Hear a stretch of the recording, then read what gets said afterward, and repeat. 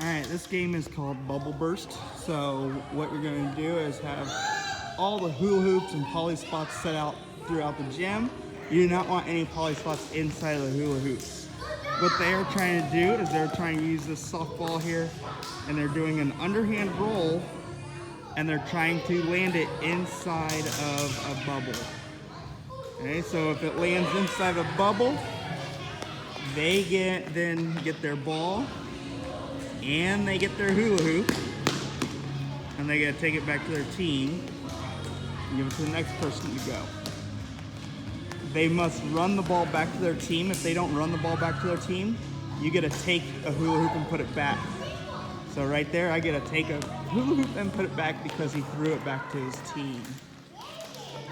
The hula hoops are all worth 1 point, and the spots are worth 2 points.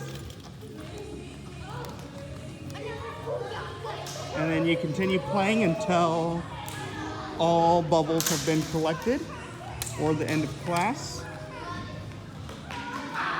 And then you can have multiple rounds, so you can stop and put things back. I've also got yarn balls, so you can switch up the ball that they use.